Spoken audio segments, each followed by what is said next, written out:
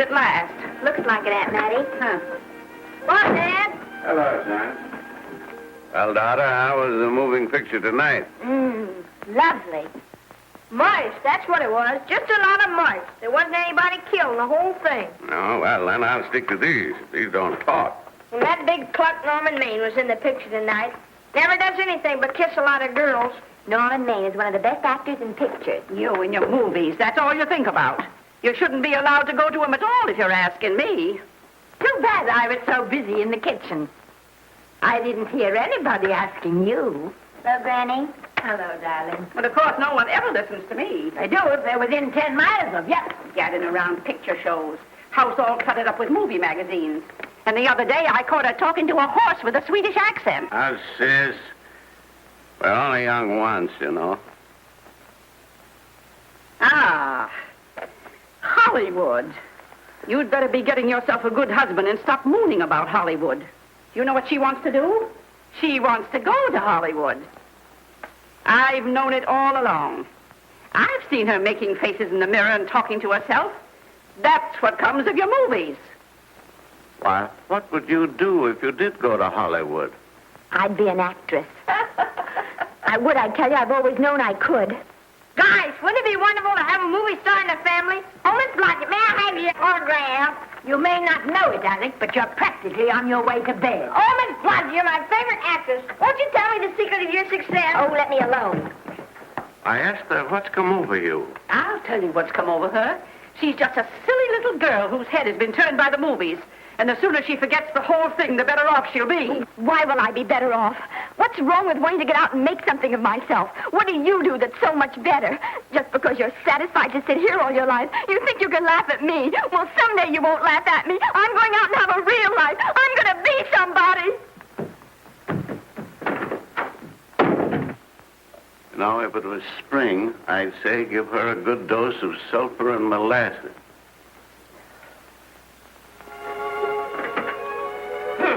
I thought I'd find you. Oh, stop that. Now, stop crying. That isn't going to do you a bit good. Oh, I'm crying because Aunt Mattie and Alec make me so mad. Oh, Alec and Aunt Mattie. Fiddlesticks. They're not important. You're the only one that counts. Esther, everyone in this world who has ever dreamed about better things has been laughed at. Don't you know that? Oh, I suppose I do, But there's a difference between dreaming and doing. The dreamers just sit around and moon about how wonderful it would be if only things were different. And the years roll on and they grow old. And by they forget everything, even about their dreams. Oh, I don't want to be like that. I want to be somebody. Oh, yes. You want to be somebody. But you want it to be easy. Oh, you modern girls, give me a pen. When I wanted something better, I came across those plains in a prairie schooner with your grandfather. Oh, everyone laughed at us as they did at all the other pioneers. They said this country would never be anything but a wilderness. We didn't believe that. We were going to make a new country. Besides, we wanted to see our dreams come true. Oh, Granny, it must have been wonderful. It was wonderful. But don't you think for one single minute that it was easy, Esther Blodgett? We burned in summer and we froze in winter. But we kept right on going and we didn't complain because we were doing what we wanted to do. Can you understand that? Yes, I can. Could you do it? Could you do it even if it broke your heart? Because remember, Esther, for every dream of yours you make come true, you'll pay the price in heartbreak. Oh, I know what I'm talking about. You may not believe it, but I was a young girl once. A very pretty young girl. A lot prettier than you are. And I was in love with your grandfather. And when some Indian devil put a bullet through him, that is as if it had gone right straight through my heart, too. But I remembered all he taught me. And I went right on. I buried him out there on that wilderness with my own hands. And I went right on that same day. And I kept right on going. Even when your mother was born. Oh, Granny, I want to make it worthwhile.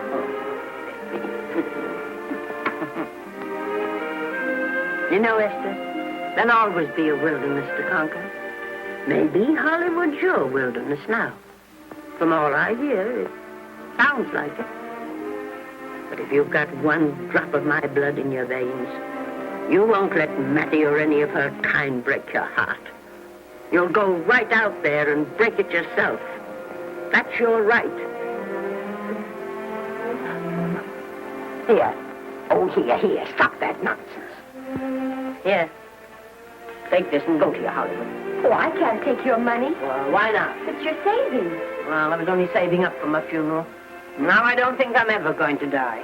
Oh, Granny, how can I ever thank you? By giving me your word of honor that you'll never tell a living soul where you got that money. I promise. Remember, if you do, I'll have you arrested for robbing me.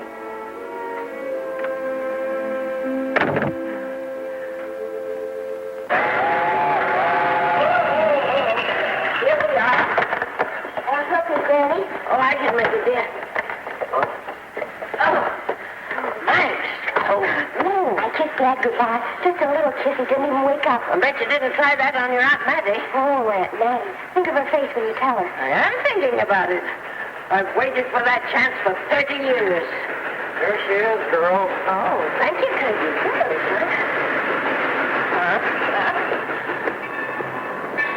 Well, come on. Here's your prairie schooner.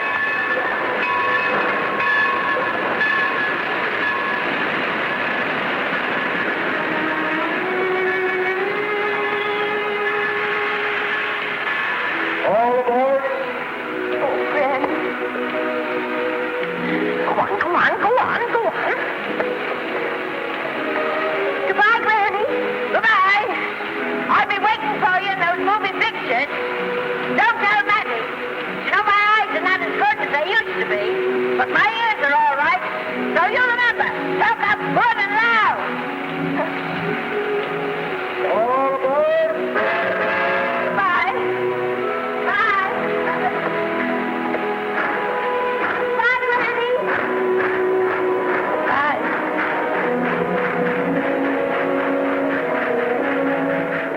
You want to go home now?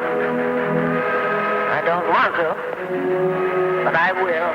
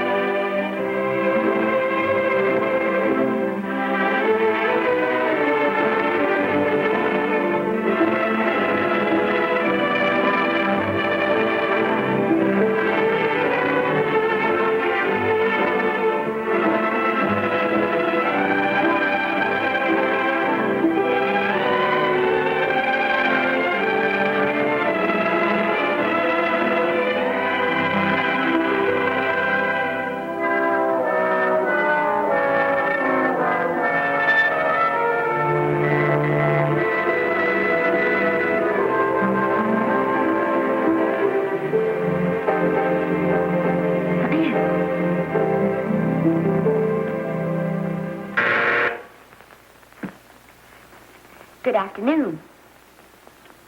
Day, week, or month? Well, it's a little hard to say. You see, I'm going into the movies. Well, you better take it for a week. It'll break your jump to Beverly Hills. Are all the studios really near here? All except Gaumont British. I suppose the best way to get a job is to go straight to the studios, isn't it? Mm-hmm. I haven't any illusions, you know. I'm perfectly willing to begin with a little bit of a part, or even as an extra. $6, please, in advance. Oh.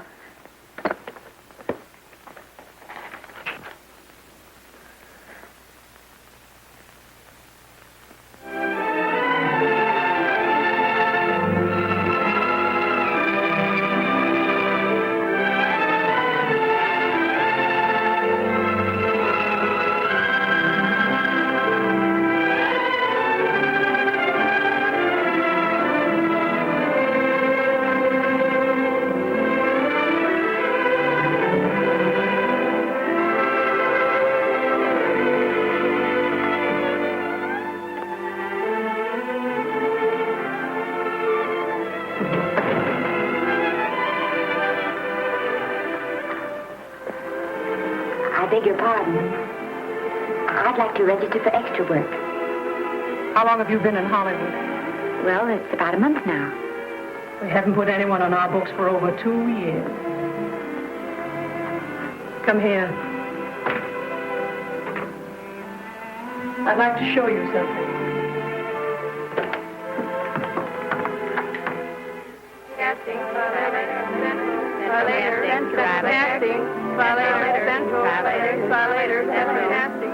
Every time you see one of those little lights flash, it's somebody asking for a job. Every time you hear them say, try later, it means there isn't any job. You can't keep the girls at the switchboard long. They go crazy. Every one of those little lights thought it was going to be a star. Still want to go in the movies?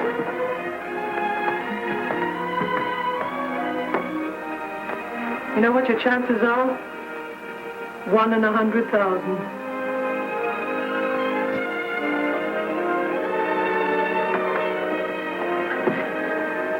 But maybe I'm that one.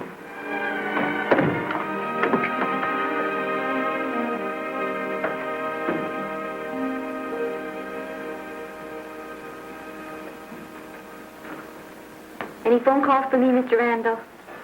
Oh, no.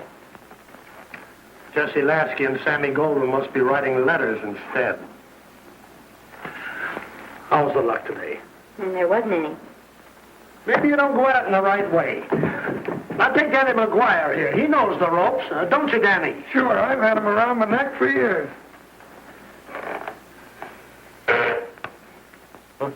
What? Oh, Miss Blodgett. Danny McGuire, our new tenant. How do you do? Mr. McGuire is a big director. Oh, are you really? Oh, could you possibly use me in a picture, Mr. McGuire? Of course, I haven't had much experience, but I don't think that really matters if you're willing. And I Now really listen, feel that... lady. In the first place, I'm not a director. I'm an assistant director. In the second place, if I had any jobs to give away, I'd confer one on myself. And in the third place, you should have stayed back home in the first place.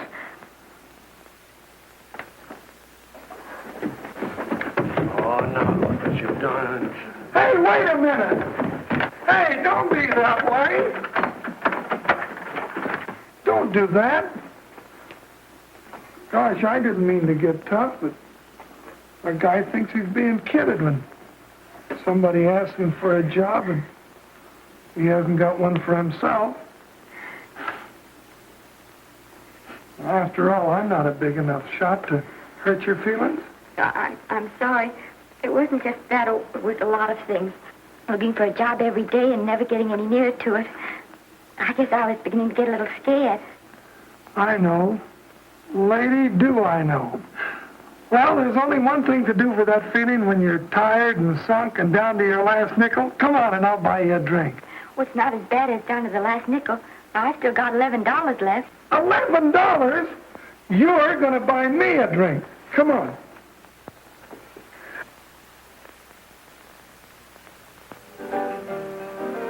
That's right, George. There's nothing like a little rum to take away that milk flavor.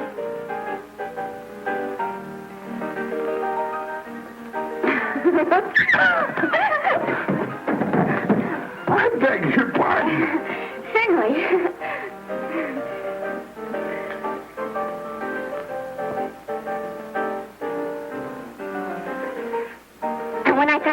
The first thing I'm going to do is see that you direct every picture I'm in. That's my pal. Of course, I'm going to be perfectly nice about it, but I'll just insist. Now that's the way to talk. Don't let them lick you. Oh, I should say they can't lick me. If they try anything like that, what? I just won't sign. Now that's right. What have you got to lose? Another one of these and we'll open our own studio.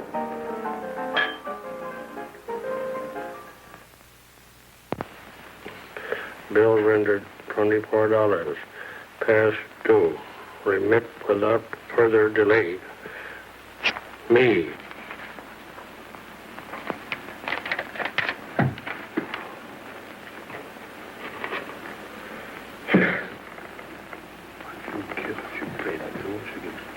Tough luck, I guess.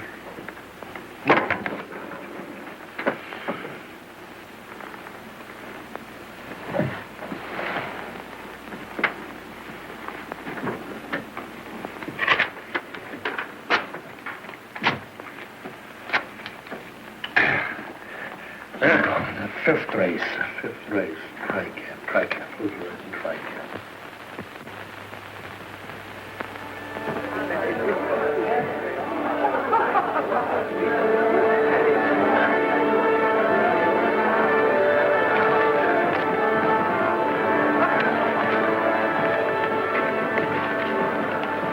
Hey, the program's going to be swell tonight. Now, you take this fella Beethoven. I'm a pushover for him. And Chopin, well, he's not so dusty either. But I kind of wish that once in a while they'd play something you could sort of go out whistling, you know, like Blood on the Saddle, Blood on. Well, there's a tune. Hey, why don't you throw your hat in the air or something, can't you? This is a celebration. My job starts tomorrow. I know it does, and I think it's swell, Danny. Gee, I wish you were in on it, too. But, oh, no, it would have to be a war picture. One of those big novelty numbers. A war picture without any beautiful women at the front. Oh, well, something will happen soon. Maybe. Why don't you go home, kid? Oh, Danny, I can't do that. I came here, and I've got to stay. Well, now, if it's on account of money, I can... Thanks, you've given me enough already. Anyhow, this is no time to be worrying. This is a party. Look at all the people. Everybody in the world. Look. That's me in the name.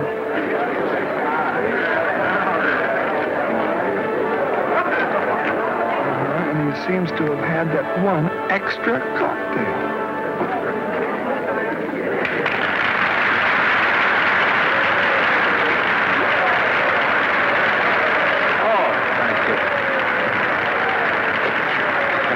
Sit down, you dope. That's the orchestra leader.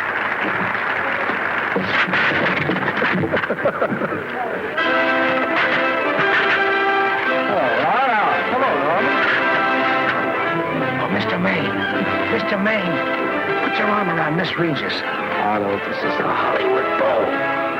Oh, afraid of crowds. Go on, get out of here. What's the matter? You getting too big to bother with photographers? Don't want any pictures taken now. Oh, is that so? What's the person I take it anyway? Well, shove that Brownie number 2 of yours down your throat. Thank you, Mr.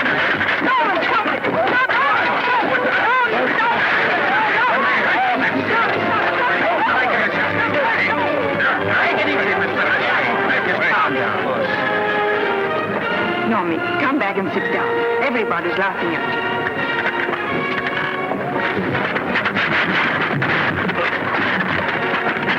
All right. Hi, Norman. Is he always like that? Well, I suppose he has to sleep sometime. Oh, and he's so wonderful on the screen.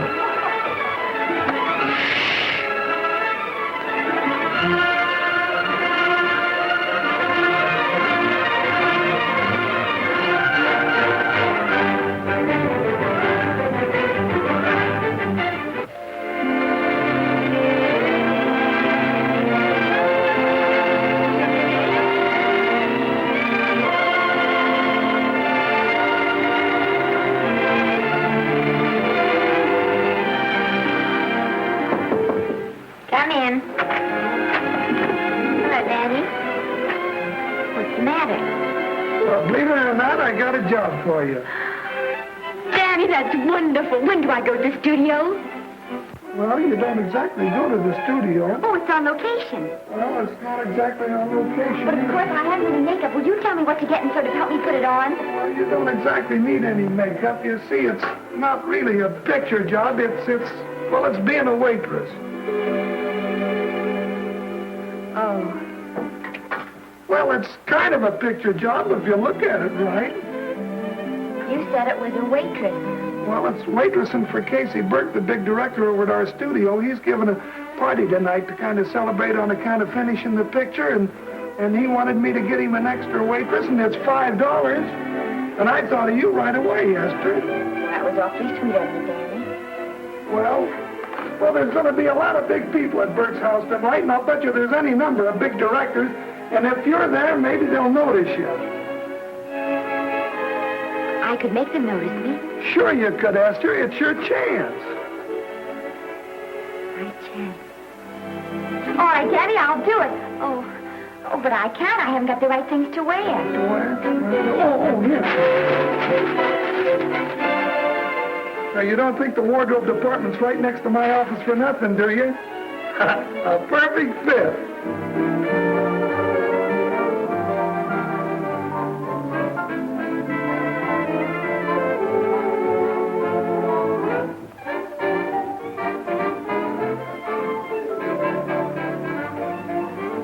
Did you get to the preview last night? I did. Would you like a little hors d'oeuvre? They are very nice. Oh, thanks. Well, what did you think of the picture? They should have saved it for Thanksgiving. What a turkey.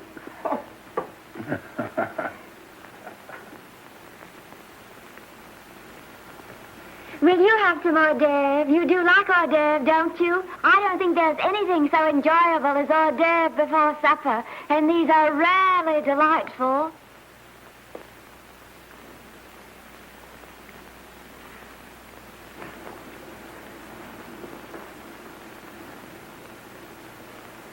And at the finish, the kid turns around and sings the lullaby to its mother. Pardon the big boys, but would you like a little hors d'oeuvre? They say they're the best in town. Don't tell me. I know. Mae West. That's a great twist. But where are you going to find a 2-month-old baby that can sing? Hello, Oliver. Oh, hello, Casey. You want to fire me now? Wait till you see the picture. I'm not a director anymore. I'm a male nurse. What's the matter with the picture? A guy by the name of Norman Maine. His work is beginning to interfere with his drinking. Oliver, don't tell me I'm to direct his next picture, too. Mm-hmm. You were my favorite producer. Now, wait a minute. You just go right on with your directing. I'll take care of these stars. I know how to handle them. I had a serious talk with Norman after that Hollywood Bowl occurrence, and you don't have to worry any more about his behavior. Excuse me, Mr. Niles. Mr. Libby of your publicity department is on the telephone. He says it's most important, sir. It's about Mr. Maine. Thank you. Oh, it's probably just some little thing. Of course, Oliver. I'll turn on the radio and see if they've called out the National Guard yet. Hello, Libby. What's the good word?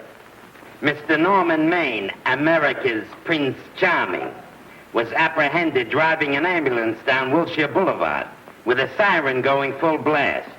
He explained he was a tree surgeon on a maternity case. Well, will it be in the papers? No, it won't be in the papers. But that's a nice, expensive hobby of yours, keeping Mr. Maine's informal entertainments out of the public press. Oh, that's fine work, Libby. Try and see that no one gets to Norman. He's probably home sleeping it off. All of them. Why can't you forget those dopes at the studio for one night? Business, business all the time. I don't know what's going to become of you.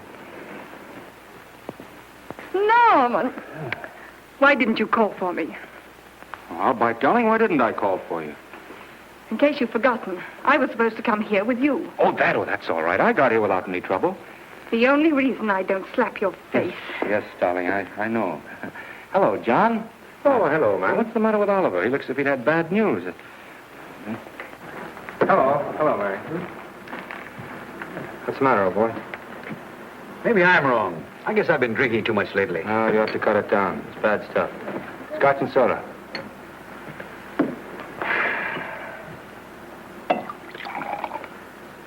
Come on. The word, you know, is pronounced Quinn. Bad dialogue, Oliver. You'd rather not watch this. You know best. Soda. Thank you.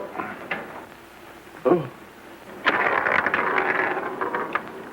Go ahead and say it. I've got it coming to me.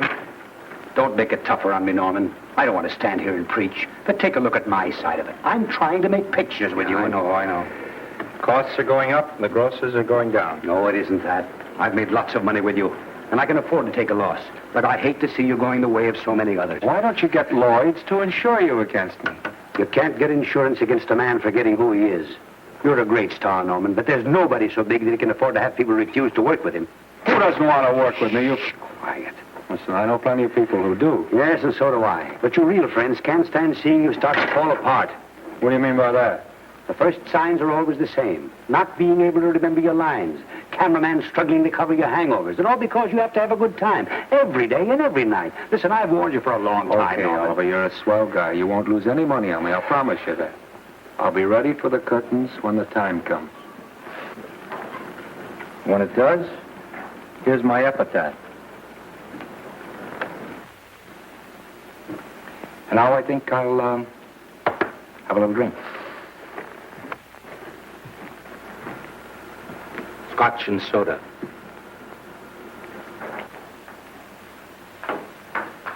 Scotch and soda.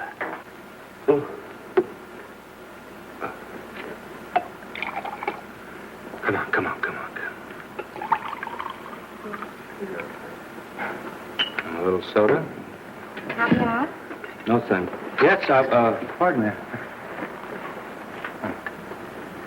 Ah, lovely. No, I mean the caviar. Mm-hmm. No, don't go away. I'm starving. Really. Which would you take? Well, I don't know. You know? I don't know either. It's hard to choose. I think I'll take caviar. Mr. Maine doesn't care for any more. Do you know me? No. No, Normie doesn't care for any more. I think I shall get very drunk indeed.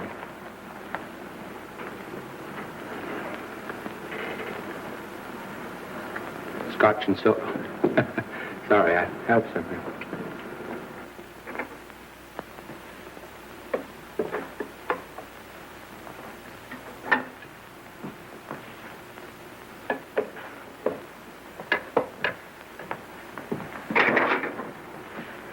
Oh. Mind if I help?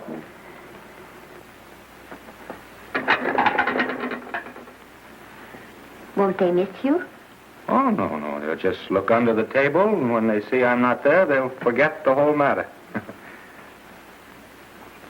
Hey, what's your name? Esther Blodgett. My name's Maine. I know. You do? Ah. What's so funny? I was just thinking about all your fans and how surprised they'd be to see you here helping me put plates away. Oh, they don't know my finer side. They'd be pretty envious of me, meeting you this way in person. Oh, you do? Well, tell me, are you disappointed? Yes. Now you've done it. Oh, never mind that. That makes the room look lived in. Tell me, why are you disappointed? I was sitting behind you at the Hollywood Bowl the night you didn't want to be photographed. Yeah. I'm told I crept into many a heart that night. Oh, I can never explain this. You know, you have very pretty hair. You'd better get out of here. And a sensitive mouth. And a charming little Precisely why you're here instead of with the rest of the guests. I'm just trying to be helpful. I see. Are you sure there's no other attraction? Well, it might be that my old mania for putting plates away is coming back on me. It's rather odd. I always know where I can find you if there's a pretty girl around. It's not only odd, it's embarrassing. You're being deliberately insulting, Norman. I put up with this long enough. Dear, don't lose your temper. Remember, we must try to keep the voice low. I know you'll excuse us if we go on with our work.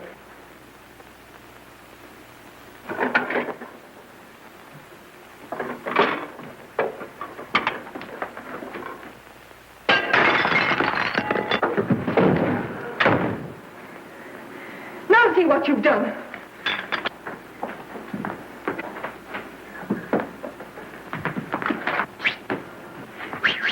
Come here. Help me up. Are you hurt? No more than usual. Come on, the wolves are on us. We gotta get out of here. Oh, I can't. The dishes aren't finished. Oh, yes, they are.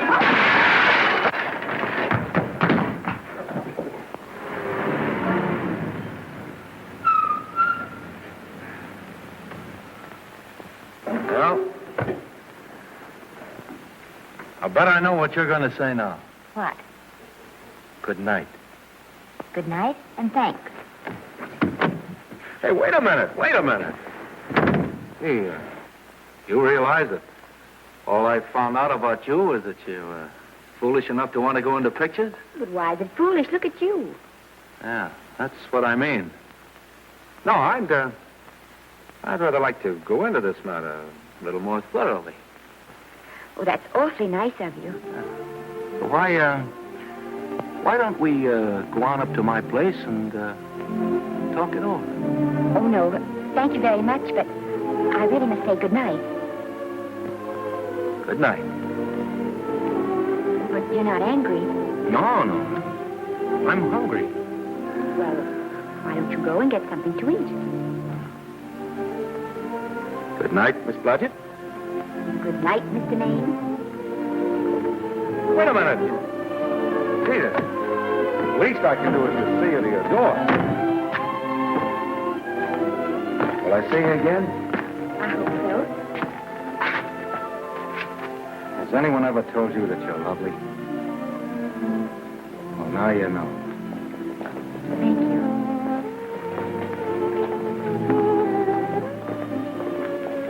It's hard to say, but I want to say it anyway. You know, on the screen, in private life, well, you know. But whatever I do, I still respect lovely things. And you're lovely. You understand? Yes, I think I do. And it isn't that bump on the head that's doing this. Well, I'm glad.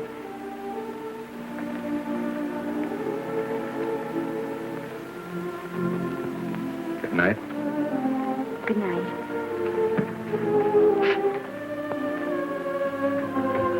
Hey! You mind if I take just one more look?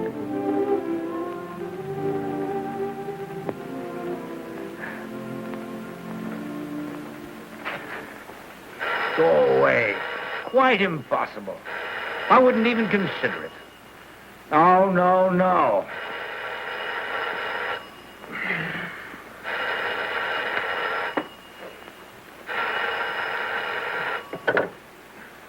Hello? Who is it? Who? Norman? What have you done now? You're not in jail, are you?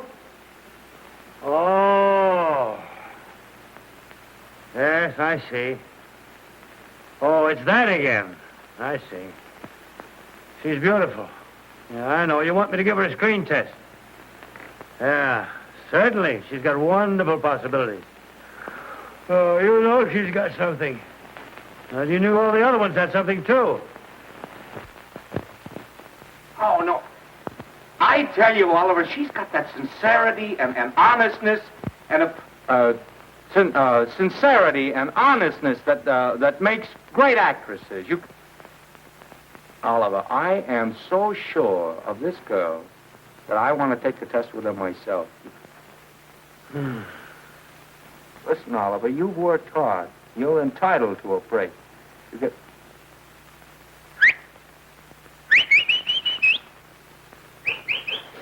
Yes, I heard you. Anything.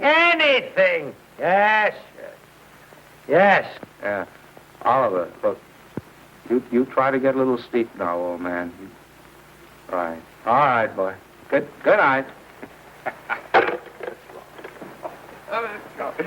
Now tell us.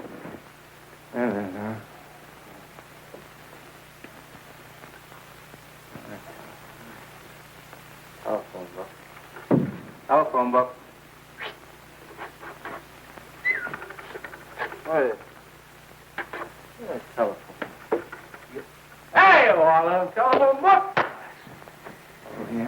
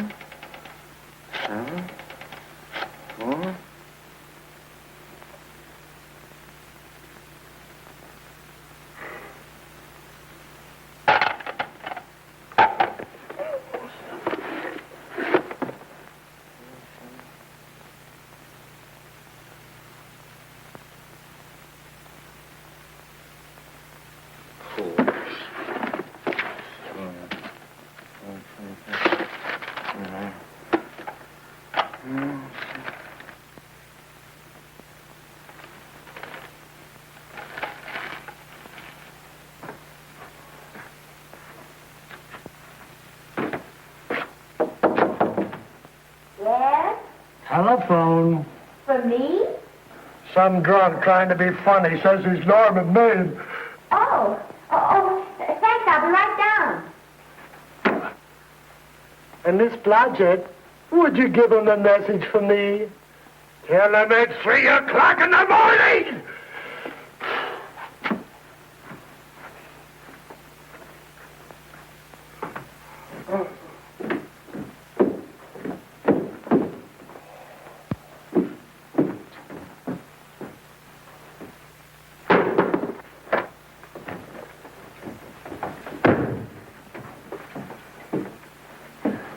Hello? What? Oh. Oh. Oh. Oh, yes. I'll be there.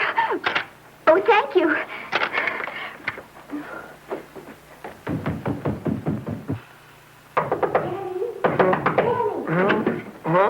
Daddy, what do you think? I'm going to take a test tomorrow, and Norman Maine's helping me do it. I'm taking one, too. Garble's assisting me.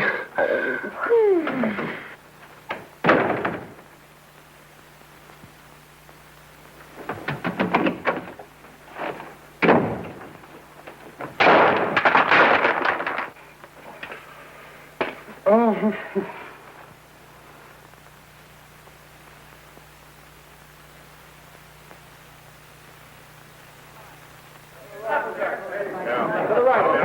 Move that gobo in.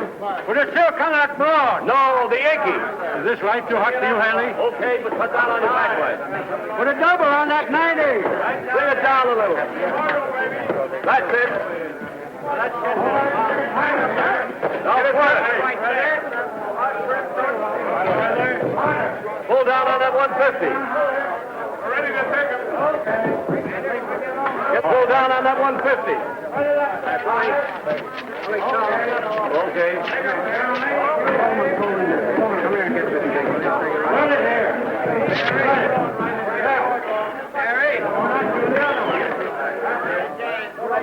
Bring me an apple box. Listen, gentlemen, please, if you don't mind. This is just a test. Ready, Mr. Burke? All ready, Mr. Burke. Ready, Mr. Burke. Ready now, Mr. Burke. All ready, Mr. Burke. Ready now, Mr. Burke. All ready, Mr. Burke. We're ready, Mr. Burke. All right, let's take it. Quiet! Quiet! Quiet! Quiet! Quiet! Ready, Norman?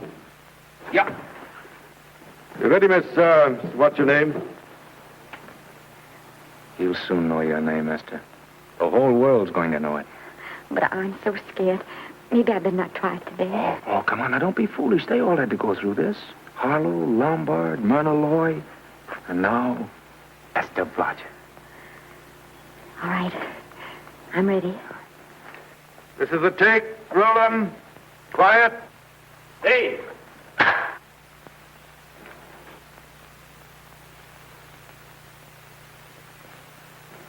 I may as well tell you that my whole organization thinks I've gone a little nuts to sign you. Well, maybe they're right. I've been nuts before. You see, all the experts seem to think that your type is a little mild for present-day taste. But I rather believe that tastes change, like eyebrows. And I think that also, like eyebrows, tastes are going back to the natural. You look like a nice girl.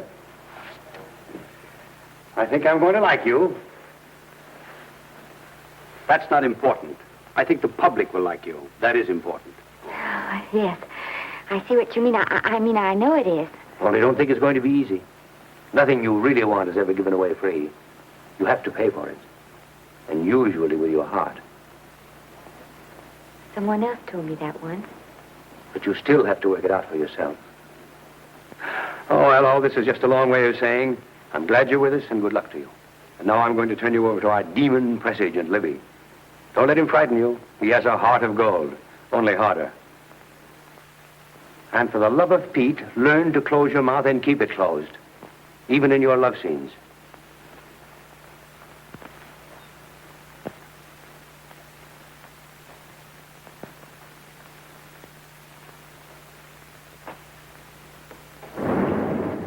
Are you a Russian? No, I was born in Fillmore, North Dakota. Oh, no. First saw light of day in a mountain cabin, a trapper's hut, high up in the Rockies. Go on. Well, I always wanted to be an actress. Dreamed of footlights as Lonely Kitty. Are you sure there's no Russian in your family? Positive. That's a shame. Well, what does your father do? He's a farmer. Social registerite father. Fed up with hypocrisies of 400, sought wilderness for consolation. There, amidst the mountain flowers, he raised another blossom. His lovely little daughter. What's your name? Esther Victoria Blodgett.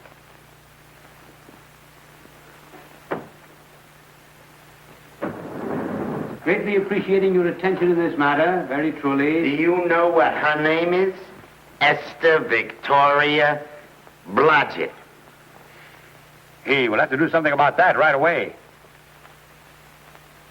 Esther Victoria Blodgett. Well, that Blodgett's definitely out. Let's see, Esther Victoria, Vicky. How about Vicky? Oh, I think that's terribly cute. Let's see, Vicky. Vicky what? Vicky, pronounced Vicky. See, Esther, Besta, Sester, Desta, Festa. Oh, that's very pretty. Jester, Hester, Desta, Lester. Vicky Lester. Oh, I like that. Say it. Vicky Lester. Say it again. Vicky Lester. Say it again. Vicky Lester. Say it. Vicky Lester. Say Vicky Lester. Vicky Lester. Vicky Lester. Vicky Lester. Vicky Lester. Flash. Oliver Nile Studio discovers new starlet, a Cinderella of the Rockies. Her name is Vicky Lester. Those who have peeked tell me she couldn't be more divoon. The face of an angel and such natural talents. Her voice is a symphony. Her very walk, they tell me, is enough to drive men mad. Not that way. Get the lead out of your feet. Lift them up.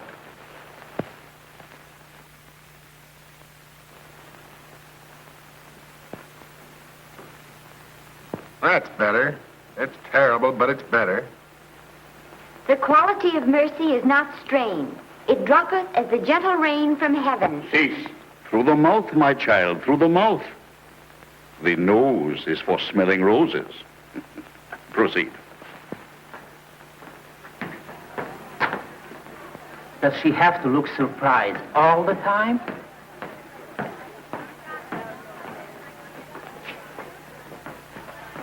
Anyway, it's just a rough sketch. Pretty small mouth, eh? Oh, well. Give her that Crawford smear.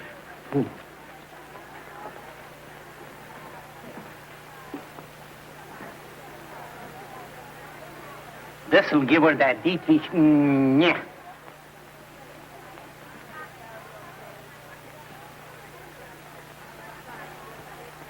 We're on the wrong track.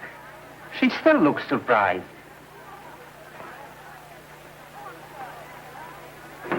Listen, dress people. We're shooting on the set this morning, not in the commissary. Now, come on, snap into it.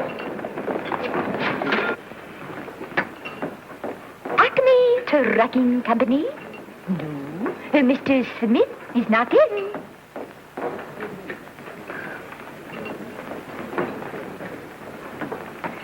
Acme Trucking Company. No. Mr. Smith is not in.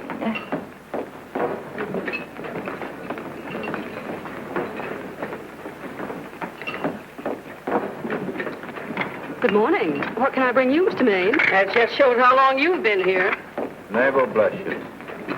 How soon are you and I going to be married, huh? I don't know. You'll have to ask my mother.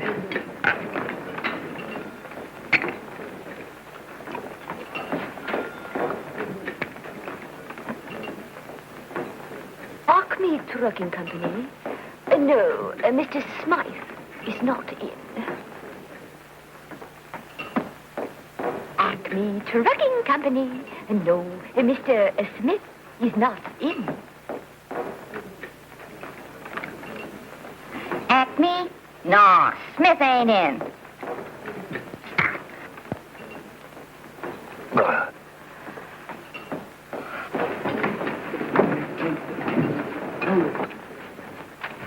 Acme Trucking Company? I'd like to speak to Mr. Smith, please. Mr. Smith is not... Oh, Norman. What's all this between you and Smith? I've got a part. It's only one line, but it's in the picture. It's ambition that made you break that date with me last night. Well, I had to be here so early this morning, and So did I. I had to stay up all night to make it. you started your picture, haven't you? No, we're still in the testing stage. You can't seem to get the right girl for the lead. Gee, you'd think with all the girls there are that... Yeah, I know, but this one's got to be different. She's got to be little and cute and sweet and intelligent. It'll blow me down. What? Will close my tired old eyes. What is it? Hold everything. Come on. Come on.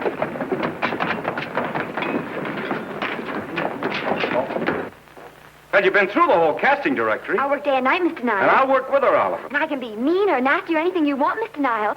If she clicks, Oliver, you've got a star overnight. Okay.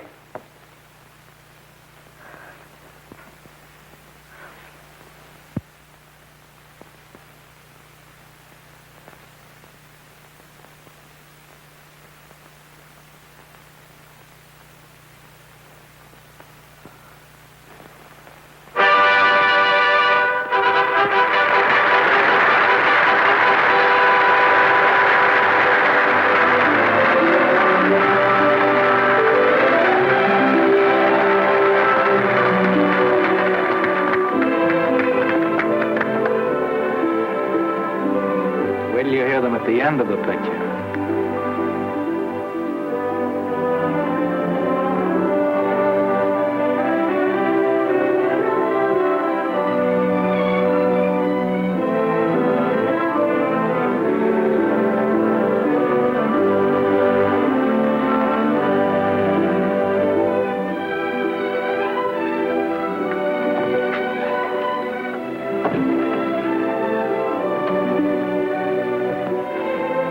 Do you think we were noticed? By no one. They're much too busy playing at croquet.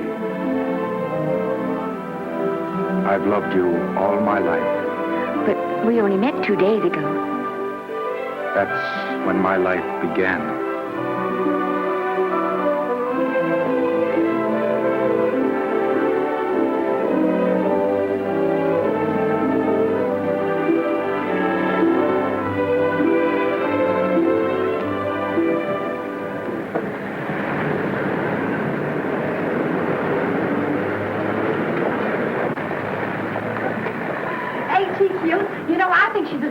hope I am, don't you? I think she's sweet. Well, it's Vicki Lester's picture, all right.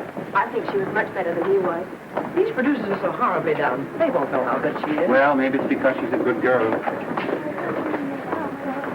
No, Maine's not so bad, but it's Vicki Lester that we go to see. Isn't she, darling? I think she's the most precious little thing I've ever seen. The knockout, Libby. You might mention that when you write your review. That Lester kid's a gold mine. Didn't you like Norman Maine? Was he in it? Libby, I'm afraid we have another hit. It's in the bag, neatly tied up with beautiful pink ribbons. Say, where are Norman and Vicki? I don't know. I thought you had them. I wish they'd come. We're having a party at the Trocadero.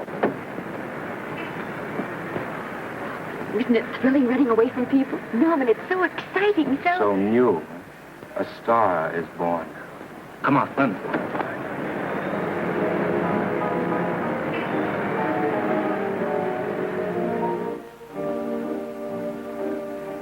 It's wonderful, isn't it? Crazy quilt. Oh.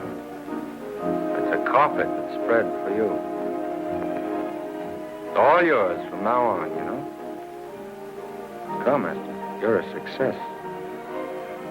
You'll have everything in the world you want. I hope it'll make you happy. Hasn't it you? But then there was one thing I never had. Lots of times I told myself I'd found it, but I always knew I was lying. Still, I never stopped looking for it. Maybe it'll come. Well, I think it has come, Esther. I only wish it went too late. Oh, but it's not too late. Oh, you can't throw away your life the way I've thrown away mine and have anything left that's good enough. No. You can. Norman, you can. You mustn't tell me that, Esther. I'm so afraid that I'll believe it.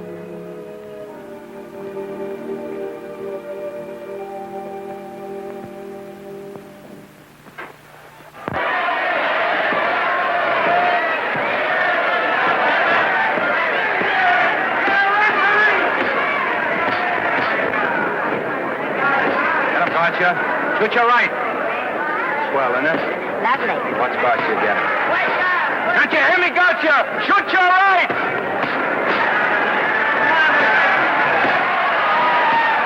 He's down! Gotcha, got him! Gotcha, got him! He did, didn't he? Yeah, but he'll be up, though. You like it? Sure I did. You like me? Sure I did. That reminds me, will you marry me? No, thank you. Come on, Gotcha, finish him. Why won't you marry him? Wasn't that dependable? Hey, shoot your right! Throw away your money? Break him up in there, break him up. Drink so much. Well, suppose I quit drinking. Yes? Come on, Gotcha, shoot the right in there, the right! Suppose I save my money. Yes? There he goes, let him have it! Suppose I became absolutely dependable on all occasions. Yes?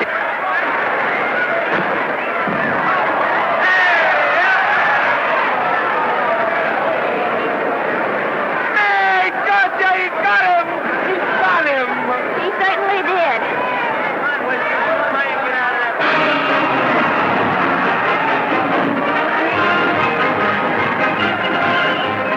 Gee, that's a beautiful fight.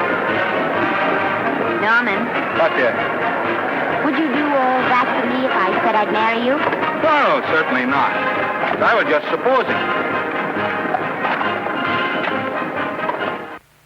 We're going to be married. Guess I didn't read that line right. I'll try it again. We are going to be married. Both of us. Yeah, to each other. What do you think of that? Well, when? Where? Well, we thought we'd elope in the conventional manner. What's the matter? It's trying to decide whether it's good for the studio. Is it? It is. And bless you, my children. When's it going to happen? Oh, we thought we'd just sneak out sometime. We're not telling anyone but you. Listen to this. The screen's ideal romance blossomed into breathtaking reality today when Vicki Lester and Norman Maine, America's dream lovers, slipped quietly through the portals of holy matrimony. How does it sound? Horrible. But you see, we're going to elope. Sure you are. It'll be the biggest elopement this town ever saw.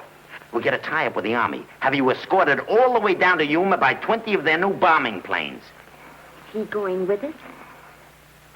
Don't you think we can work this thing out better alone? No sense in bothering the happy couple with all the details. I'll see to it that you get a carbon copy of the whole layout. I can hardly wait. I'm sorry we didn't realize that we were in the way. While you're settling the details, you don't mind if I take this woman out and buy her a ring, do you? Sure, go ahead. We want everything legal. That's a charming match. A nice girl like Vicky. And public nuisance #1. Now, wait a minute, Libby. Norman's all right. And if you'll pardon my pointing, Vicky's business is her own. It doesn't require any comments. I wasn't making any comments. I just said it was a rotten shame. So go ahead and plan the elopement. Oh, that elopement stuff is out. You can't get any scope in that. We're going to have a wedding. Well, we have it. Customary place, I believe, is a church. Nah, it's been done. This has got to be something big. The beach. I can visualize it. The bridesmaids in bathing suits. 20,000 Santa Monica school children spelling out the word love. It's a novelty, but is it big enough? Why not the city hall? A police escort of every motorcycle cop in town. Sirens screaming, confetti pouring out of buildings like the Lindbergh reception in New York, only on a big scale. What's the matter? Isn't it big enough? And now if any man can show just cause why these two may not be lawfully joined together, let him now speak or else hereafter forever hold his peace.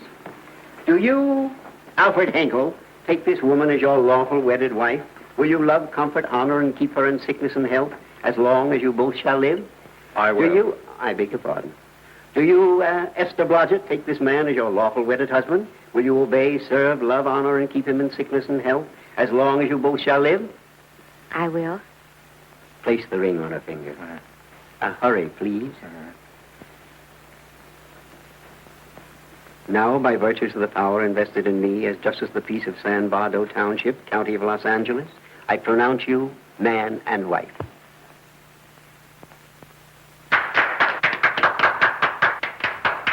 Quiet! And now I must exercise my prerogative of office. I hope you'll be very happy, Mrs. Hinkle. Thank you. Thank you, sir. Oh, Thank you Danny. very much. Now, if you'll please sign the license. Oh, yeah. You know, Mrs. Hinkle, I can't help but believe I've seen you somewhere before. Oh, really? Well, I believe this is the first time I've ever been in San Bardo. You know, your face is familiar, too, Really? Mr. Hinkle. There you are, sir. Thank you very much. Oh, Here's your thank you, receipt. sir. Thank you. Goodbye. Goodbye. See you again. Yes, goodbye. No, I don't. Come now, see. No. Yeah, I think you got by with it. But it was close. That JP was just beginning to remember where he'd seen it. Well, anyway, we got away from Libby. Hello, Toots. If you will be kind enough to glance between my shoulder blades, Mr. and Mrs. Henkel, you will find there a knife buried to the hilt. On the handle are your initials. Lovely to have seen you, Libby. Hold it, wait. Hold it, Danny.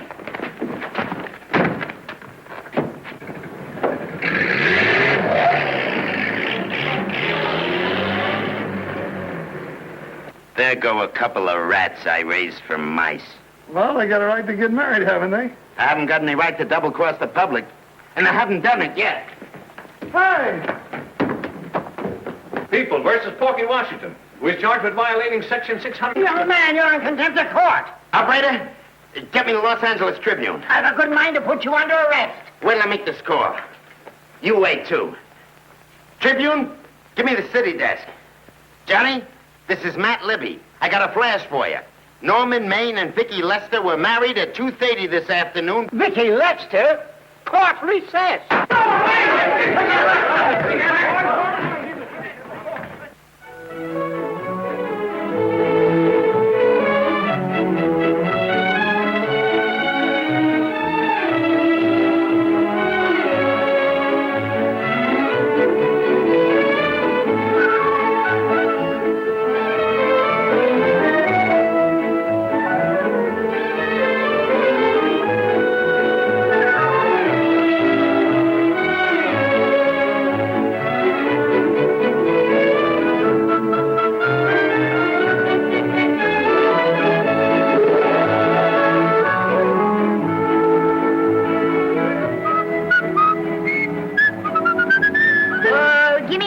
a great big horse, a great big buckaroo, and let me wahoo, wahoo, wahoo!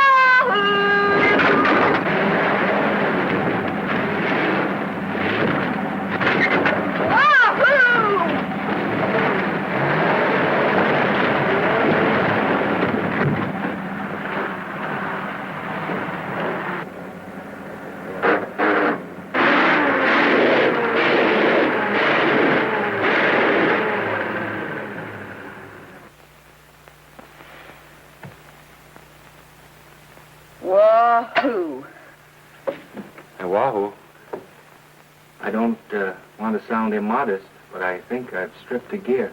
Well, sit down, won't you, and let's get acquainted. We'll probably be seeing quite a bit of each other from now on. Well, might just as well break the ice now as later.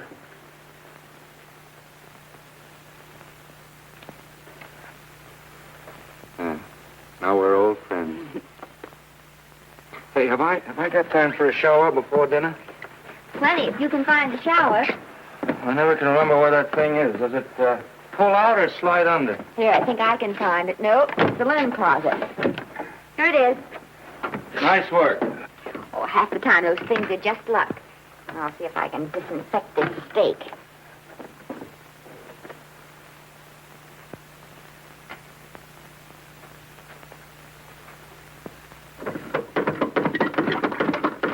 Hey, Esther, there's no soap. Here. Thank you. Oh, and Esther. Yes, dear? I'll need a washcloth, please.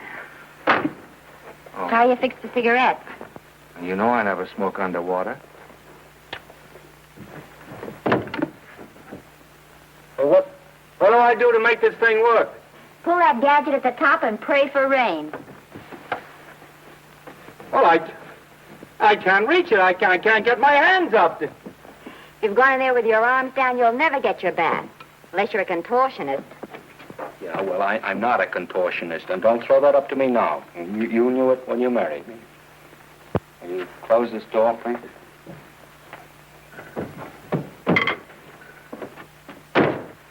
Thank you.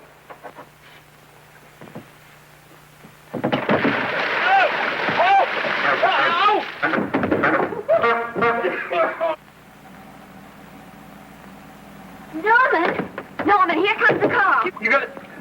Huh? Here, quick. Quick what? Quick, go out and stop them and ask for help. Oh, I'll catch cold. Oh, you'll get warm again. Yeah, don't you? They'll recognize me. Now, if you keep your face down, go on. There may not be another car for a week. Well, Howdy, partner. Howdy. Stuck? Yeah, how'd you guess it? Can you get us some help? Well, I reckon not. You know, it's a long way to town. We're pretty busy down at the place. Well, I got to get out of here. I've got my wife with me. Does she like the country? No, and we're short of food. There's a lot of game in them woods. You know, well, my wife can't shoot. Well, you're sure up against it. Sorry I can't do anything for you. Well, wait, listen, I'll be frank with you. I'm Norman Maine. Who? Norman Maine. Well, my name's Judd Baker. Glad to have met you. Well, so long. Hey, wait a minute. Listen, you don't... So you're Norman Maine.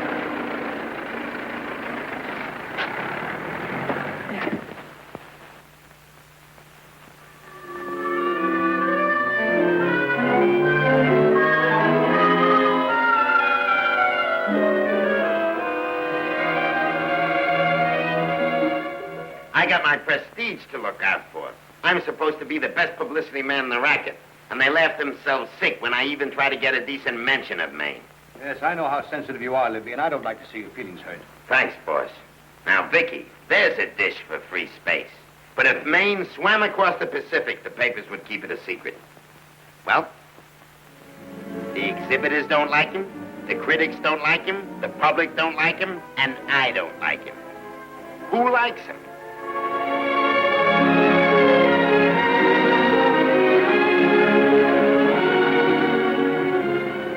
Oh, but darling, this is almost too much of a surprise. And there I was in my touching innocence, thinking we were going to live at the beach house. Oh, we'll still keep the place at Malibu. But this is special. This is our castle. It used to be in the air, you know? Well, we'll never use any ugly words like contracts and pictures and careers. When we come in those gates, we'll check the studio outside. Come on, I got another little surprise for you.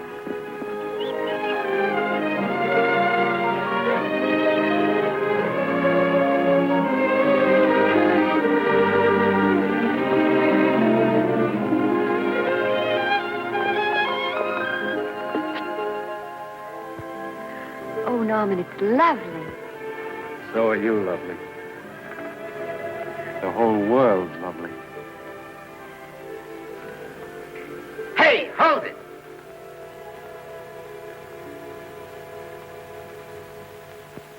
That's it. Caption: Their honeymoon never ends. All right, let's get some pictures. Now, if the bride will sit here and the groom stand behind her, we'll have something unique. Now let's go after something different. You sit down and she'll stand up. Pretty radical, isn't it? Yeah, but in a nice way. Okay, Otto, fire. Caption: Their honeymoon begins anew. Ah, the producer. Caption: Their honeymoon ceases abruptly. Hello, Oliver. Glad to see you. Norman, I'm glad you're back. Thank you. Vicky, how well you're looking. Hello, Oliver. Am I interrupting? Yes, thank you. Just want a couple more pictures. That's enough of both of them. What they're asking for is exclusives of Miss Lester. Alone. Oh, I see. Well, come on, Oliver. Let you and me get exclusive. See you later, Vicky. Oh, don't worry, Otto. My camera smashing days are over. They ain't your only days that are over. Oh, hold that, Miss Lester. Gorgeous. Well, Oliver, how's the dividend situation? Very pleasant. I think we'll show $2 million on the next quarter. Oh, smart move of mine to sell my stock, eh? Oh, well, when you need money, you need it. Well, some people save up for just such an event. You know, there's bound to be a rainy day occasionally. Yeah, but as a citizen of California, I've always refused to admit that. Yes, I know, but still it does rain. Well, anyway, you can thank me for some of those dividends of yours. Mm-hmm. Oh, can't you? Oh, sure. That was a little too quick, Oliver. The matter, the Enchanted Hour was a smash hit, wasn't it? Well, it made Vicky a star overnight. Yes, it should have. What about me? Oh, let's talk about business at the office, Norman. Beautiful pool you have here. Beautiful. Oh, now let's talk about it here. Didn't they like me? Well, maybe the pot wasn't just right. That was the best part of the year. Look, Oliver. You think I'm slipping? Can you take it? Yeah, go ahead. The tense is wrong. You're not slipping. You've slipped. Oh, my fan mail's still big. Norman. Fans will write to anybody for a photograph. It only costs 3 cents for a stamp, and that makes photographs cheaper than wallpaper. But every 25 cents they pay for a theater ticket buys them the right to be a critic. And your last few performances, Norman, have not pleased your critics.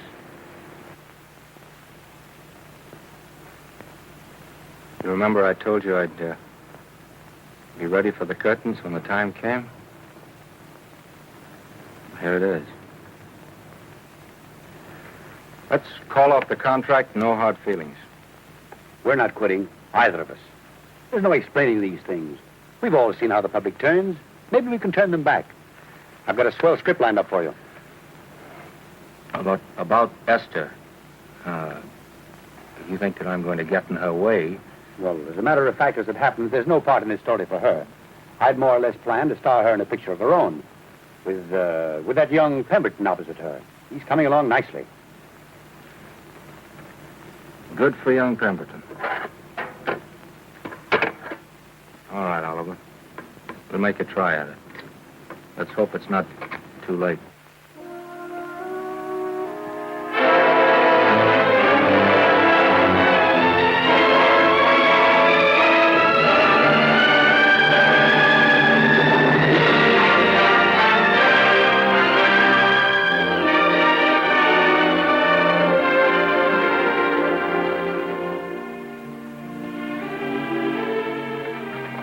No argument. I'll buy those. Huh. The screen's most finished actor. I'll say he's finished. He keeps them away in droves.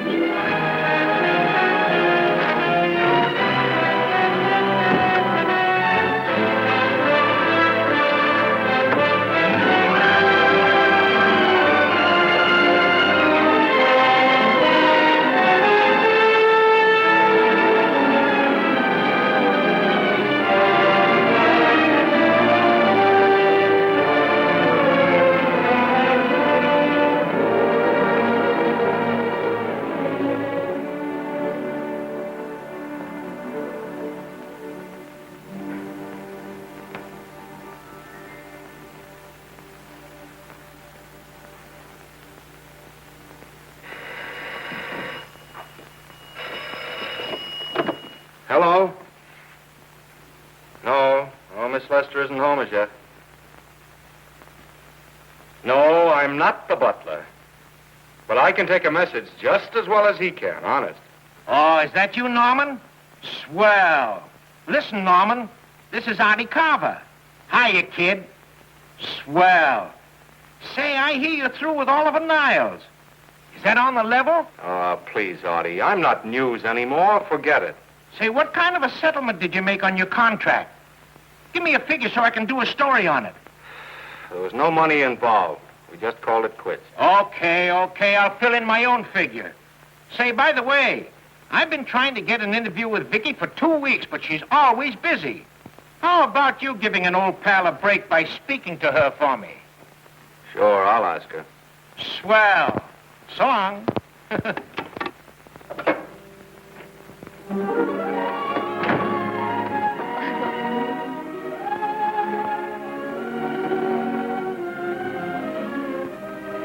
I didn't mean to be late, darling, but Casey wanted... All right. You're here now. What's new today? Nothing. Haven't been out of the house. Let's go somewhere tonight. No. You're tired. We'll stay in. I'm not tired, really. Oh, yes, you are. You've got a hard day ahead of you. Anyway, I see so little of you, I'd like to have you to myself. Oh, but it's the servants' night out. We haven't any... Yes, we have. I fixed a little snack with my own lily white hands. I'm learning to cook in my spare time. Then I think I'll marry you. I get it. You want to make an honest cook of me. Comes in on wheels in this joint.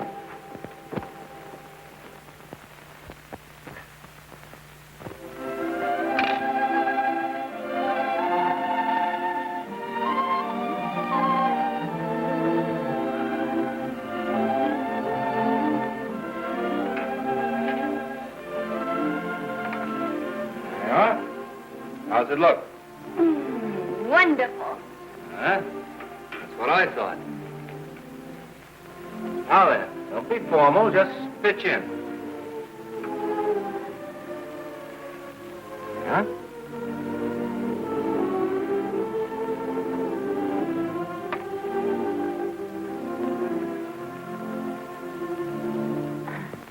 I'm afraid my mouth's not quite big enough. I'll measure it next time and make them to size.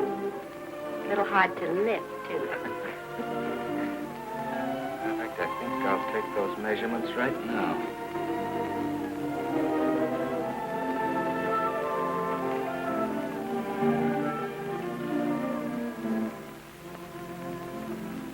That's what I wait for. All day. That's why I rush home without even changing my costume.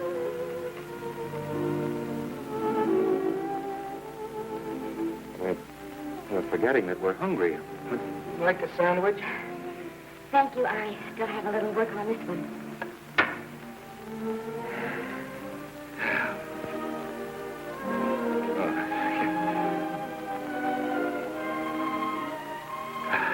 Norman, will you unhook my dress? I can't breathe. Hmm? You know, all the time I thought it was the kiss that made you breathless. A lot of hooks. Hmm? Why don't you have a zipper? That's a good idea. Feel better? Yes.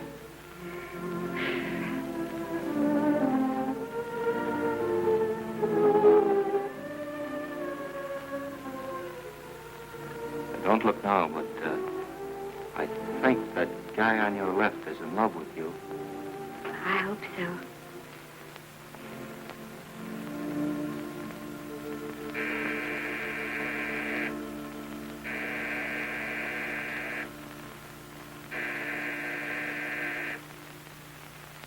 It's the doorbell. Is it? Maybe they'll go away. Oh, I never do at a time like this. Come here. Just a minute, dear. I'll be right back.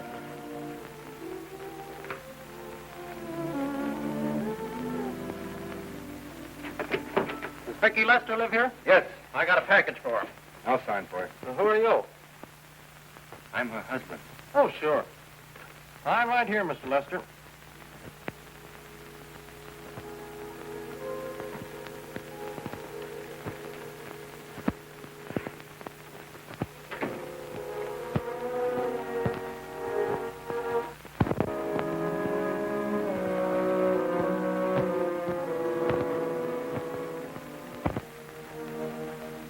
package for you. Oh, by the way, I forgot to tell you, they want you for a benefit at Shrine Auditorium next Wednesday night. I told them I'd ask you. And, Oh, darling, I don't want to hear about that now. well, you better wait till I finish before I forget them all. The Academy dinner secretary phoned. She wants to know if you want a table reserved for you. Oh, yes, Artie Carver called and asked if I'd use my influence with you to get him an interview. I told him I'd try. That was all, I think. Oh, Norman, let's don't talk about those things now. We're forgetting the wonderful food you prepared. Well, I'm not very hungry now. I think I'll fix me a little drink. No.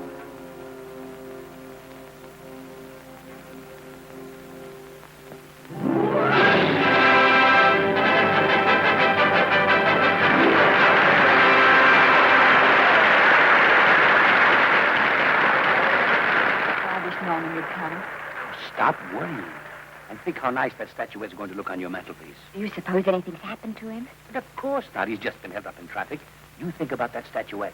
And now we arrive at the climax of the annual dinner of the Academy of Motion Picture Arts and Sciences, the highest award within our power to bestow. We have already applauded with our hearts as well as our hands, while awards are being given those gentlemen who during the past year have rendered distinguished service to the motion picture industry. We now pay honor to the ladies, or rather to one lady. We offer to her the Academy Award for the finest performance of the past year. She has already had the world's acclaim, but this is the tribute of her fellow workers, the men and women of this industry. It is not only my pleasure, but my privilege to present this award to the actress who created the unforgettable Anna in Dream Without End, Miss Vicki Lester.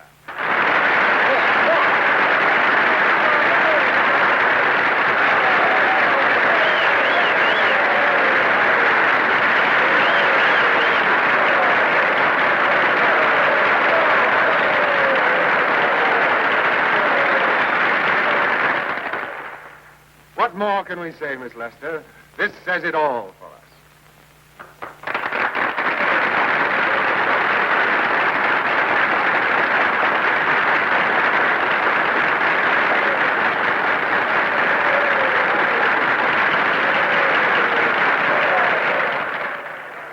Ladies and gentlemen, when something like this happens to you, and you try to tell how you feel about it, you find that out of all the words in the world, there are only two that really mean anything. Thank you. All I can do is to say them to you from my heart. All I can do is to keep on saying them. Hey, that's fine. All the same. That's a very pretty speech, my dear. Very pretty. You said the right thing. I want to be the very first one to congratulate you on that valuable little piece of bric-a-brac. Now I want to make a speech. Gentlemen of the Academy and fellow suckers, I got one of those once for a best performance. They don't mean a thing. People get them every year. What I want's a special award, something nobody else can get. I want a statue for the worst performance of the year. In fact, I want 3 statues for the 3 worst performances of the year, because I've earned them. And every single one of you that saw those last masterpieces of mine knows that I've earned them. Libby, start the music. What I'm here to find out is, do I get them or do I get them? Now answer yes or no.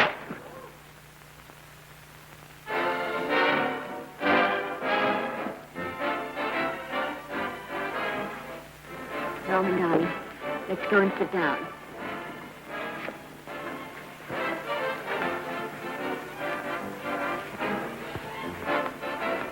Come on, Norman, sit to that.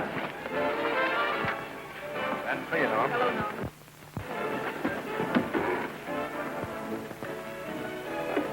Well, Norman, how are you? Hi, Oliver. My dear, do let me congratulate you. You must be terribly proud and happy tonight. Thank you.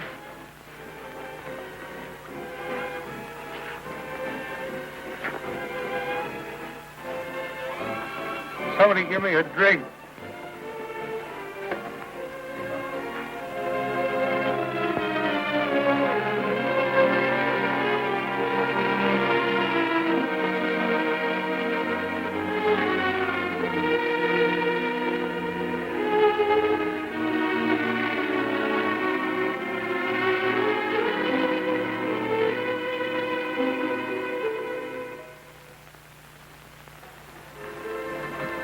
Oliver, it's nice of you to come to my dressing room. Vicky, how are you? I missed you. Everyone's missed you. Have a nice trip. Well, a 3-month tour of the theater circuit scarcely comes under the head of pleasure. But the way they're screaming for your pictures all over the country. Miss Lester, if I may talk shop, you are a knockout. Thank you. It's good to hear that.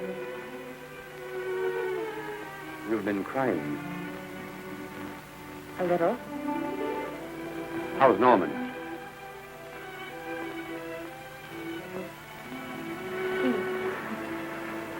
Well, he's trying awfully hard, Oliver. Letting Norman leave this studio was the hardest thing I ever did. There was nothing else I could do. I know. Has he been... Is he all right?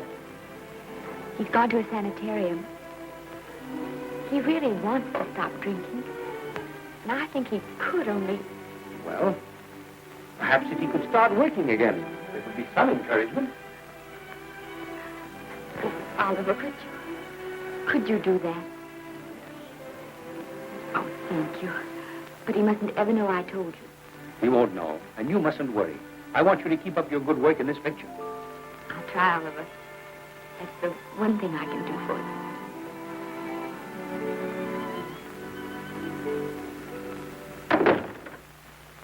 If you'll just sit here, Mr. Niles, I'll have Mr. Maine brought down. Thank you. Brought down.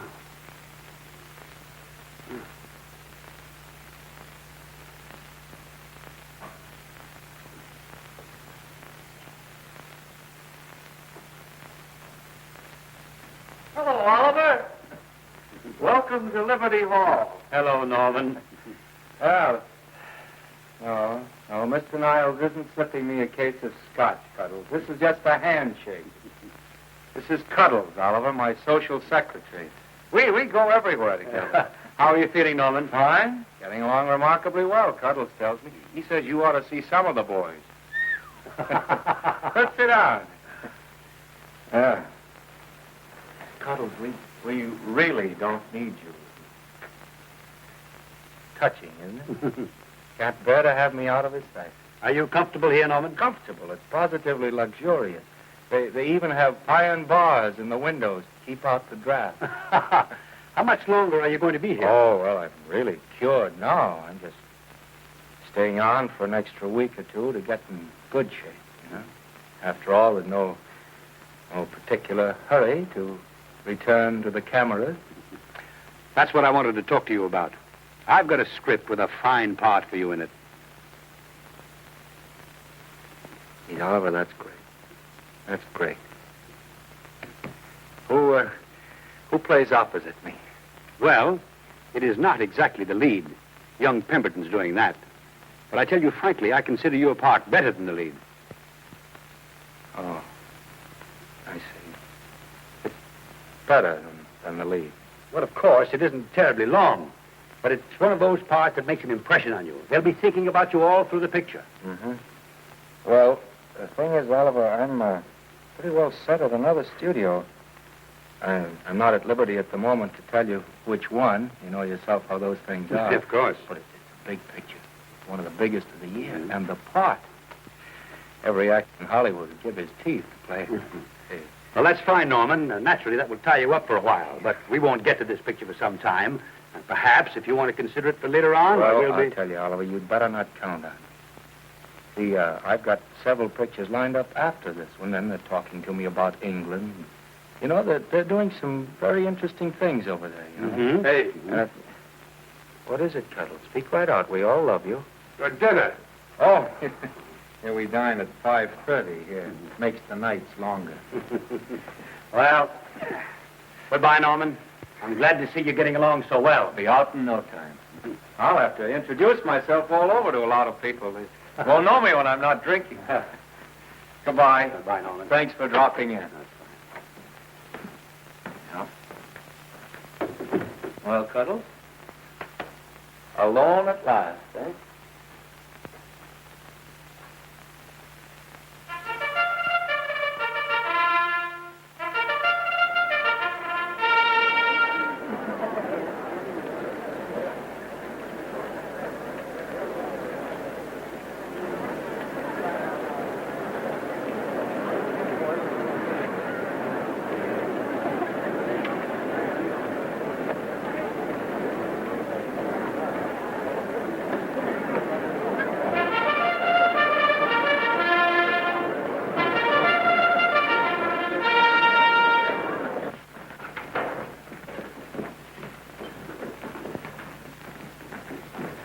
Bert? Sam? How are you, Marion? Oh, hello. Hello. Hello, Normie. Glad to see you. How I hate to run into these has-beens. They give me the creeps. Me too. He was good while he had it. And he had it quite a while. Hello? Hello, Mr. Maine. I haven't seen you in a long time. Oh, I've been resting. Ginger ale, please. Ginger ale and what? Ginger ale and ginger ale. A new leaf? A whole new book. Thank you. Scotch straight. Hello, Libby. Why, it's Mr. America of yesteryear. Do they let you wander about now without a keeper?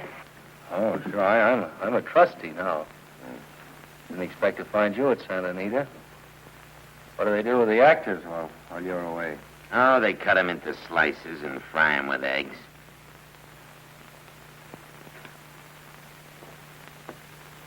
I suppose you'll be here all the time, now that you've retired from the hurly-burly of the silver screen.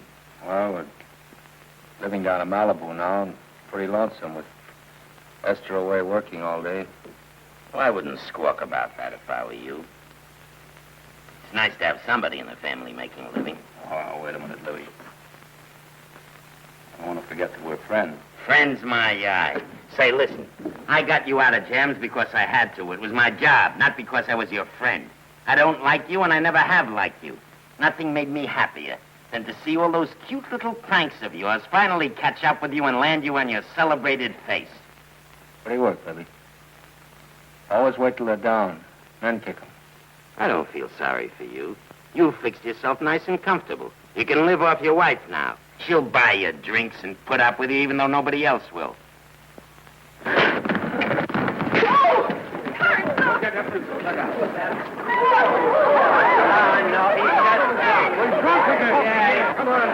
wait a minute. Come on outside for you, wise guy. I'm Norman Maine. Oh, that's not my fault. Oh, don't bother to toss him out. He's harmless. All right, Mr. Libby, if you say so. Sure, let him go. What can he do? He can't fight any better than he can act. Norman Maine. Oh, he's drunk again. Why, he's been drunk for years.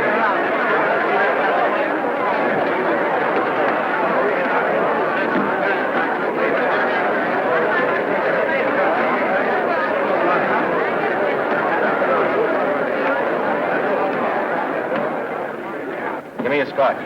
Double. Leave the bottle here.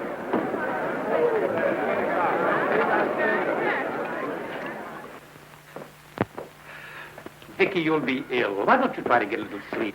But he's been gone 4 days. 4 days and not a word.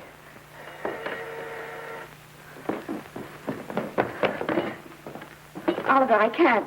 I just can't. Hello? No, this is Oliver Niles speaking. What? Where? Thank you. What is it? Nothing. Oliver, tell me. He's in the night court. He's been arrested on a drunk charge. Now, he's all right. He isn't hurt. I'm going right down and get him out. I'm going with you. Vicky, it isn't any place for you, and if it gets in the papers, What there'll do be... I care about the papers? I'm going with you.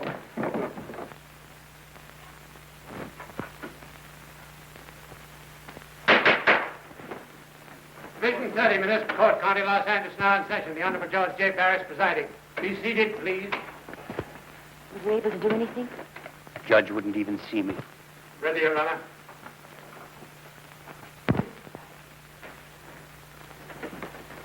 I want to advise you that you're entitled to be represented by counsel, to be confronted by the witnesses that may testify against you, to compel witnesses to attend on your behalf to a public and speedy trial by the court or by a jury, and the right to be admitted to bail. Call the first five. Gregory, Hale, Haynes, Rodriguez, Johnson. Come on, boys, get in. Go ahead. Move along. William Gregory. Plain drunk, picked up at 5th in town. Asleep in the gutter. 14 similar offenses in the past 6 months. Still at it, Gregory. How do you plead? I don't feel so bad. I didn't ask you how you feel. I asked you how you plead. Guilty, I guess. When did you get out the last time?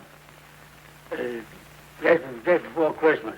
Well, I'm sorry you'll have to miss New Year's. You'll be out in time for Washington's birthday, 60 days. Milton Rails. Plain drunk, picked up on Brooklyn Avenue, given treatment at receiving hospital, then removed to jail. How old are you, Rails? 17, sir. Did you take a good look at those men in the cell with you last night? Yes, sir. And have you taken a good look at yourself this morning? Oh, no, sir. Well, I suggest that you do. $5 or 2 days. Sentence suspended. Oh, Judge.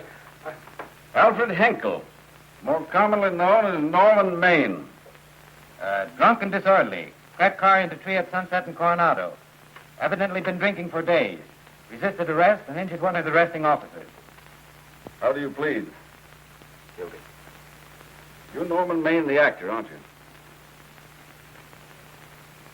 You've come pretty low, haven't you? There isn't a man here who's had the advantages you've had. Look what you've done with them. You're nothing but an irresponsible drunk, driving about the streets with the power to inflict death or injury on innocent people. I think we'd better deny you that power for a while. 90 days in the city jail. Please wait.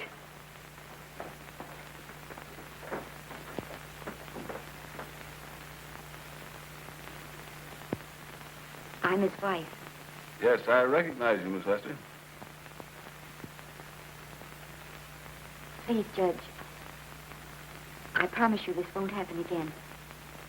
I'll be responsible for him. If you just won't send him there. You realize that this man, when drunk, is obviously a menace to public safety? And you realize, too, Miss Lester, the responsibility you'll be assuming to this court and to the Commonwealth. I do. Sentence suspended. Prisoner remanded to custody of wife. Thank you. You can get him at the jail entrance, madam. Jose Rodriguez. Plain drunk, picked up at 1st and Main. Second offense. How do you plead? I think I'm guilty, Your Honor. 60 days.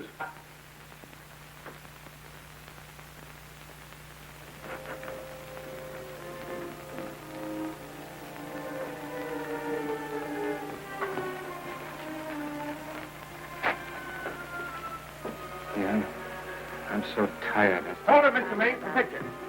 Oh, no. What about a statement for the press? Oh, no, please.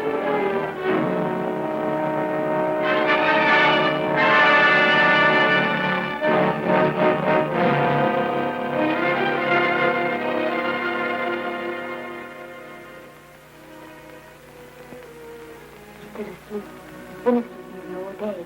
It's the best thing for him. Awful to see this happen to someone you love. And know in your heart that it can't get any better. I only know that all I can do now is stay with him and try to help him. So will I. And between us, we'll take care of him. You're very fond of him, aren't you, Oliver? And I'm very fond of both.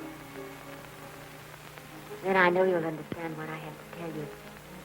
And after what happened last night, I think you already know what it is. I can't do any more pictures. I'm going away for good with Norman. You can't do that, Ricky. You're at the very peak of your success. And you've worked so hard to achieve it. That's what's been wrong. And I've thought it all out. Maybe if I hadn't been away from him so much, last night and what went before, it wouldn't have happened. And I know it's too late to think about that now, but it may not be too late to go away with him and start over somewhere. It's your life you're giving up, Vicky. so I can try to give Norman back his. Can you honestly tell me I'm wrong to do it? No, Vicky. I can honestly tell you that. Then there'll be no more Vicky Lester.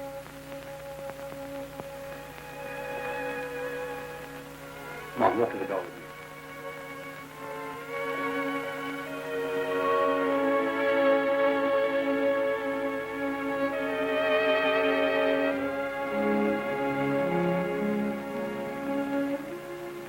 Goodbye, Vicky Lester. You were a grand girl. Good luck, Mrs. Norman Maine.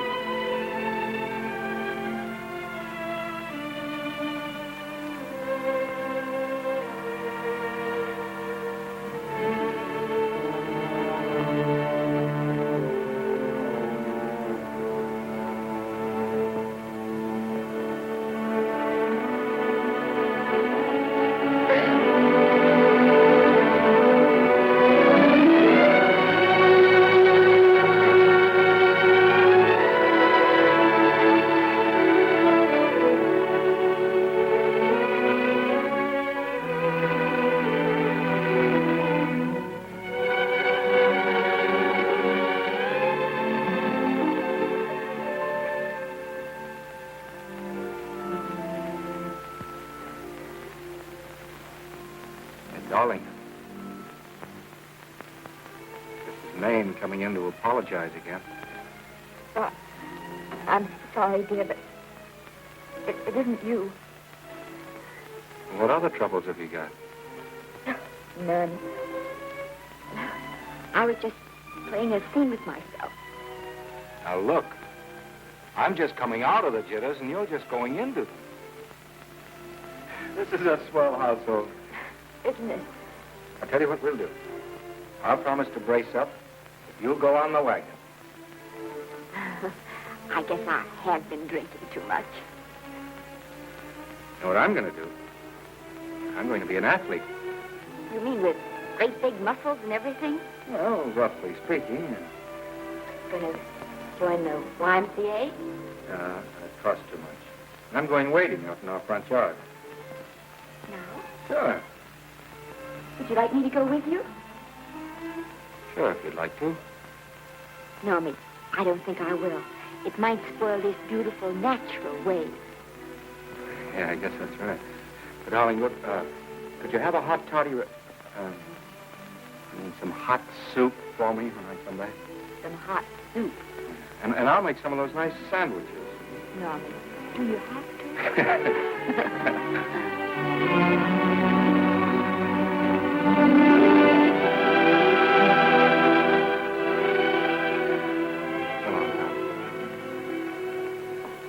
Now, don't stay in too long.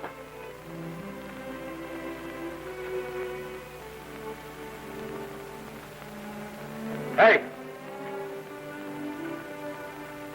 Mind if I take just one more look?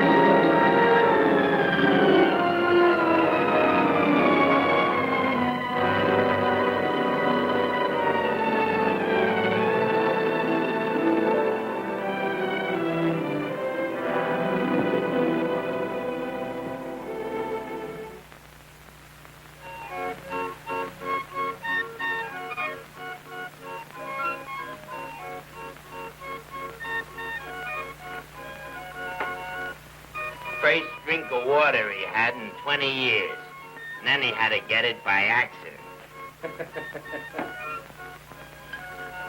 Pardon. How do you wire congratulations to the Pacific Ocean?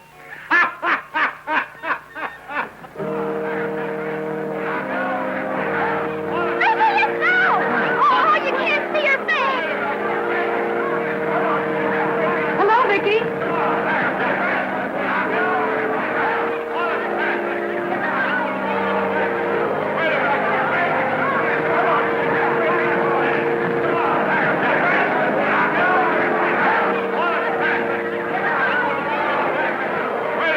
Can't you? Come on, Vicky, let's see your face. Vicky, will you sign my book for me? Write this is Norman May. Don't you care, Vicky. You get over it. Amber, can't you? Don't you cry, dearie. He wasn't so much.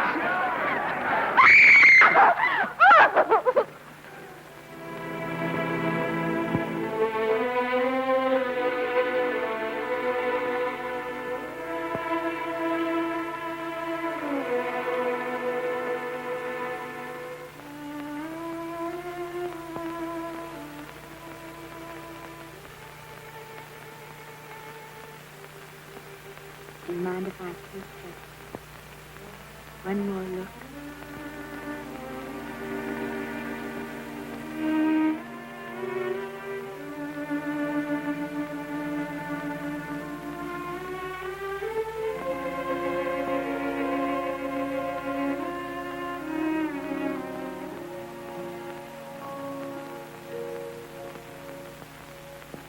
Here are the paychecks for the servants, Graves.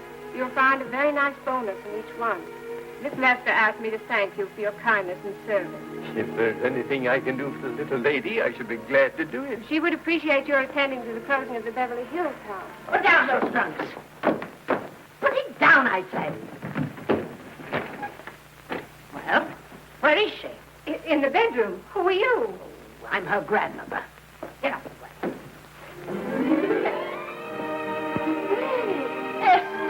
Granny, darling.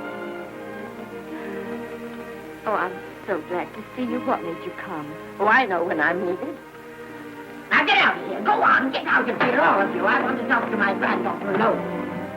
I came just as quickly as I could, but I'm going home. I sent you a wire yesterday.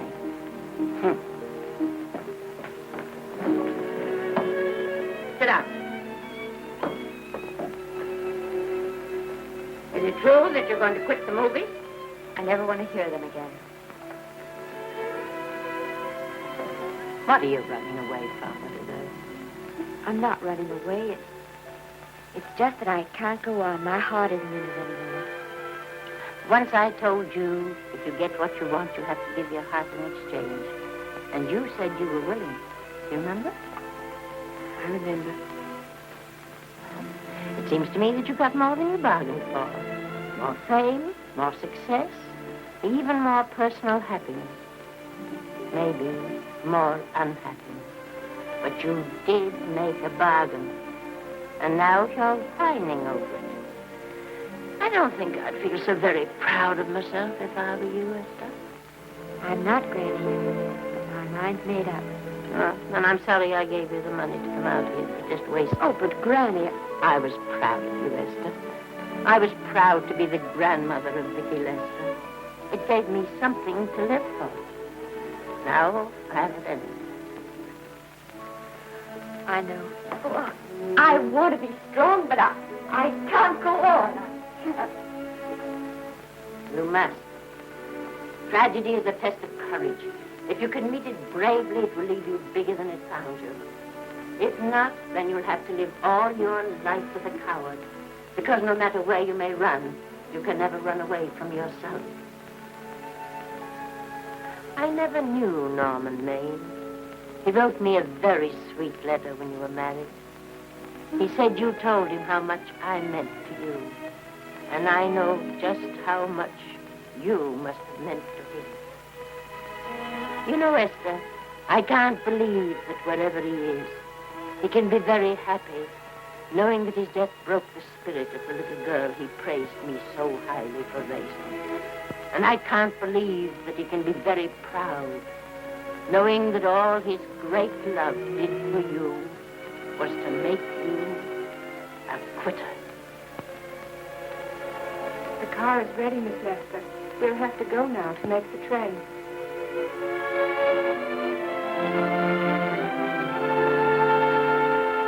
Put the car back in the garage.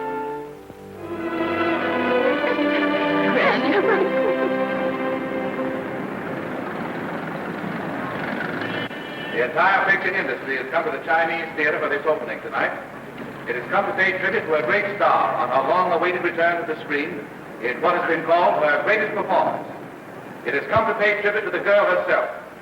The girl who has won the heart of Hollywood. The girl who has won the heart of the world. Miss Vicki Lester. And if I'm not mistaken, Miss Lester's car has just driven up. Yes, it is she.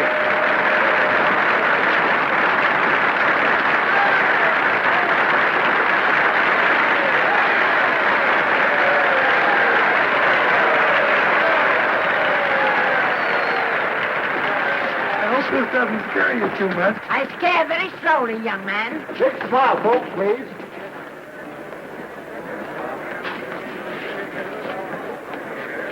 They'll have your mug, your face, plastered across half the papers in the country tomorrow. How do I look? Oh, you look swell. You're a liar, but I like you. And here's Miss Lester's grandmother. Won't you say a few words to the radio audience, please? Say something, Letty. You know, we've got a thing like that back home where they all listen in on, but we call it a party line. Won't you say something, please? They're listening. Maybe some of you people listening in dream about coming to Hollywood. Maybe some of you get pretty discouraged. Well, when you do, you just think about me. It took me over 60 years to get here, but here I am, and here I mean to stay. Thank you very much.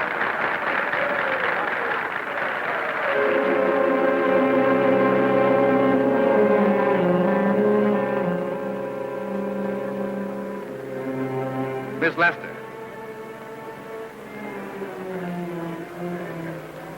This microphone is on an international hookup.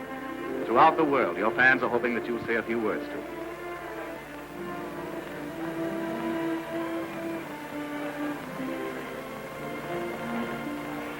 Hello, everybody.